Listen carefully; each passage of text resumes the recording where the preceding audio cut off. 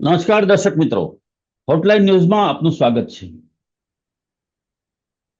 અમેરિકાના રાષ્ટ્રપ્રમુખ તરીકે ડોનાલ્ડ ટ્રમ્પે શપથ લીધા અને સત્તા ઉપર આવ્યા પછી એટલે કે 20મી જાન્યુઆરી પછી એમણે અલગ અલગ તબક્કાએ ક્રાંતિકારી નિર્ણયો લીધા છે અને એનું અમલવારી પણ શરૂ કરી દીધી છે.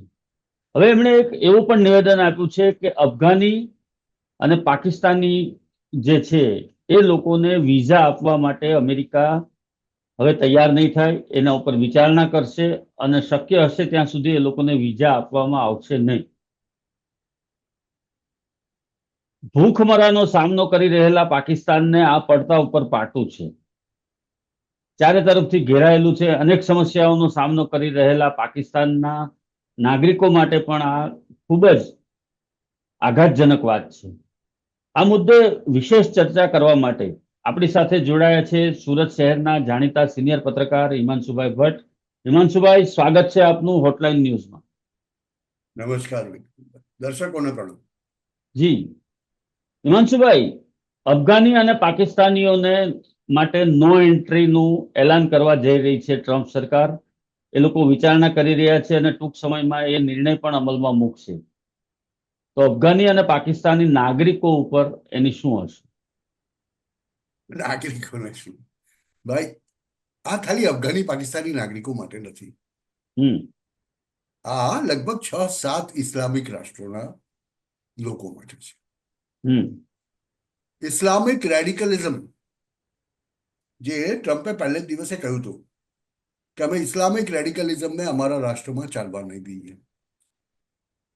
કોલેજમાં ભણવા આવતા કોલંબિયા યુનિવર્સિટીના વિદ્યાર્થીઓ કેમ્પસમાં બધું હાઈજેક કરીને પેલેસ્ટાઈનના નારા લગાવે, ઇઝરાયલ વિરોધી નારા લગાવે, જ્યુ વિદ્યાર્થીઓને તંગ કરે, તે વસ્તુ મારા દેશમાં ચાલે નહીં. પરિણામ એ આવ્યું કે ડોનાલ્ડ ટ્રમ્પે હજુ તો સત્તા પર આવ્યાને 1.5 મહિનો જ થયો છે. એમણે એક એક્ઝિક્યુટિવ ઓર્ડર પાસ કર્યો જેમાં આ પ્રકારના કોલંબિયા યુનિવર્સિટી સહિતની તમામ યુનિવર્સિટી જ્યાં આગળ પેલેસ્ટાઈનના સમર્થનમાં અને જ્યુ વિદ્યાર્થીઓની વિરુદ્ધમાં દેખાવો થયા હતા, તે બધી યુનિવર્સિટીઓની ગ્રાન્ટેડ બંધ કરી દીધી. અને ઇલ્હાન ઓમર જેવી મહિલા જે આ બધાની પાછળ હતી, તેને એના ઓરિજિનલ દેશ સોમાલિયા પાછા મોકલવાનો નિર્ણય કરી દીધો. તે દિવસથી આ ભડકારા વાગતા હતા કે જે રાષ્ટ્રના નાગરિકો વધુ પડતા ઇસ્લામિક રેડિકલ છે, તે બધાની એન્ટ્રી યુએસની અંદર ભવિષ્યમાં બેન થશે.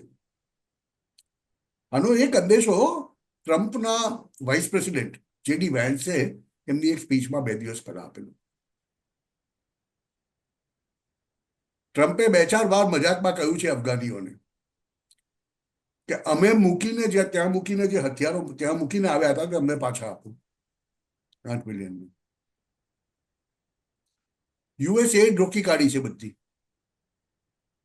એટલે આખા વિશ્વમાં દરેક રાજ્યોમાં યુએસ એડને રોકી છે 90 દિવસ માટે. તમને એ ખબર છે કે અફઘાનિસ્તાનને યુએસની સરકાર અઠવાડિયે $45 બિલિયન મદદ કરતું હતું, દર અઠવાડિયે. આ બિડેન સરકારે દર અઠવાડિયે અફઘાનીઓને 45 મિલિયનની મદદ કરી છે.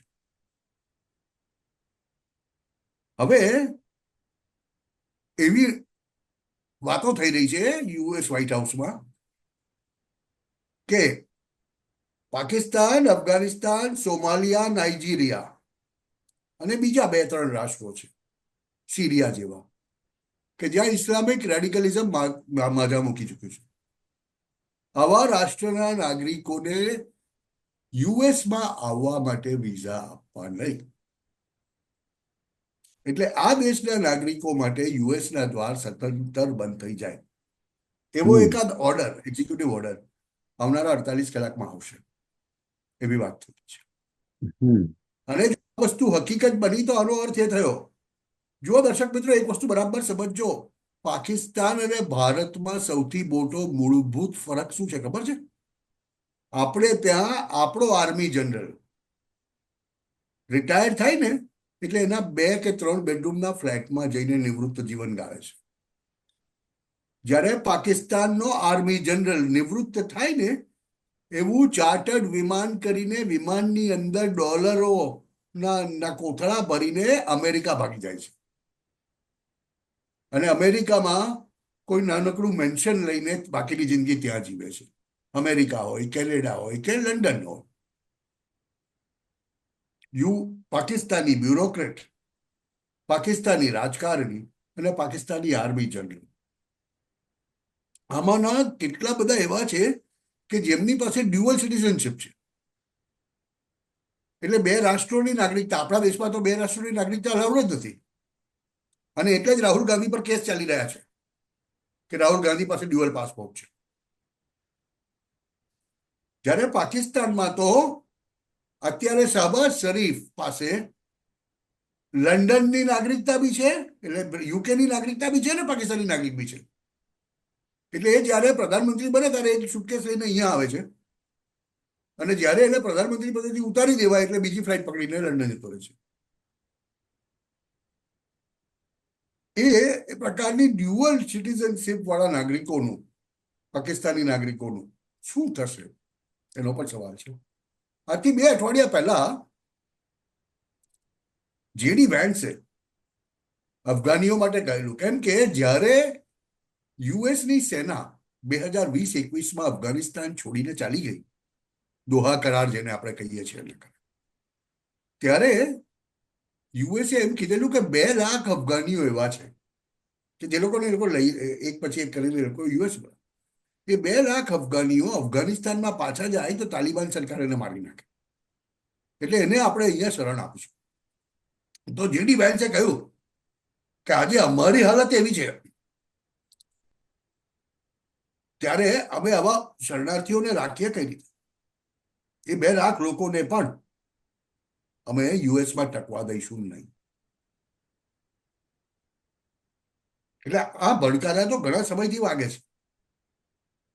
ઇસ્લામિક રેડિકલિઝમ એટલે ઇસ્લામિક કટ્ટરવાદ અત્યાર સુધી જે યુએસમાં તમે કરતા હતા તે હવે સદંતર બંધ થઈ જશે. Ilhan Omar will be thrown back. એટલે ટૂંકમાં રાહુલ ગાંધીની યુએસની આખી ઇકોસિસ્ટમ ખલાસ થઈ જશે. અને પેલા બરાબર. ડબલ સિટીઝનશીપ છે ને, જે તે લોકોને કહેવામાં આવે કદાચ કે ભાઈ કામ તમે નક્કી કરી લો, તમે ક્યાં યુએસમાં રહેશો ક્યાં પાકિસ્તાનમાં રહેશો.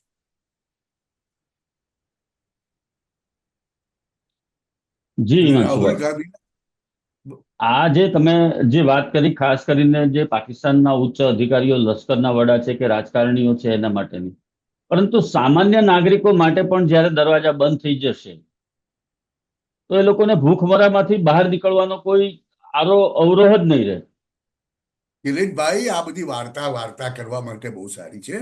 કેટલા પાકિસ્તાની નાગરિકો 25 કરોડની વસ્તીમાં કેટલા પાકિસ્તાની લીગલી વિઝા લઈને સ્કિલ હોવાને કારણે, એટલે ભણતર હોવાને કારણે, એમની આવડતને કારણે યુએસ જઈ શકે છે? 1% મોટા પણ ભાગના તો ઓછી. ઇલીગલી જાય છે, ડંકી મારી મારીને.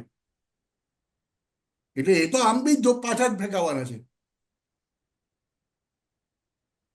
તમે મને બતાવો ને આજનું યુએસ એડમિનિસ્ટ્રેશન. અને યુએસ એડમિનિસ્ટ્રેશન તો દર વખતે યુએસ એટલે ઇમિગ્રન્ટ્સનો દેશ એમ કહેવાય. બીજા દેશમાંથી આવીને વસતા લોકોનો દેશ એટલે America, United states of America.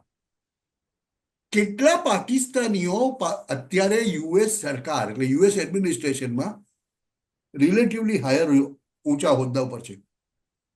2 પણ કેટલા ગણાવો ને, બને એક પણ નામ યાદ આવે છે?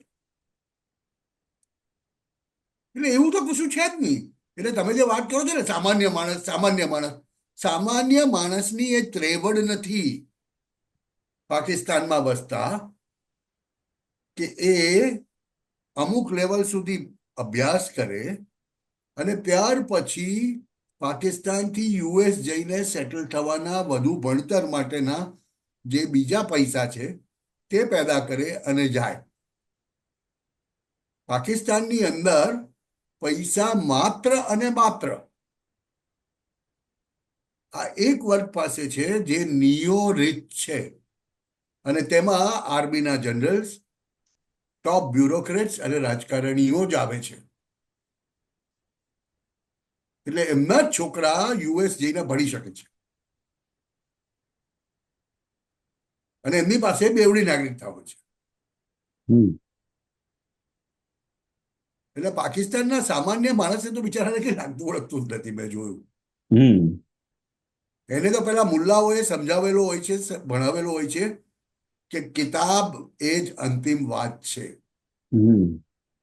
અને ભારત પ્રત્યેનો ધિક્કાર એ જ એમનો ધર્મ. એટલું જ કરે. એટલે સમગ્ર પરિસ્થિતિ જોતા આગામી દિવસોમાં અફઘાન અફઘાન અથવા તો પાકિસ્તાનના કે જે અન્ય ઇસ્લામિક કન્ટ્રીઓ છે જે અત્યારે સોમાલિયા છે, ઇન્વેસ્ટમાં છે, નાઇજીરિયા છે, સિરિયા છે. નાઇજીરિયા, સિરિયા, એ બધા જ, તો એ લોકોને માટે હવે અમેરિકાના દ્વાર બંધ થવા જઈ રહ્યા છે, અને અમેરિકન સરકાર હવે એમની સામે આમ પણ ઘણા બધા સખત પગલા લઈ રહી છે. અત્યારે વિશ્વના દેશોની સામે અમેરિકન સરકાર શિંગડા ફેરવી રહી છે. ડોનાલ્ડ ટ્રમ્પ પોતપોતાના નિર્ણયો એ લોકોની ઉપર થોપી રહ્યા છે. ત્યારે વધુ એક આ કડક નિર્ણય લઈ અને વધુ એક સમગ્ર વિશ્વને એક બહુ મોટો સંદેશો આપવા જઈ રહ્યા છે. ટૂંક સમયમાં સંભવતઃ એની જાહેરાત થશે એવું હાલમાં માનવામાં આવી રહ્યું છે. ત્યારે આ મુદ્દે અમારી સાથે ચર્ચા કરવા બદલ હિમાંશુભાઈ, આપનો ખૂબ ખૂબ આભાર. ધન્યવાદ. આવા પ્રકારના વિડીયો તમને જોવા ગમતા હોય તો હોટલાઇન ન્યૂઝ ચેનલને લાઇક, શેર અને સબસ્ક્રાઇબ કરો.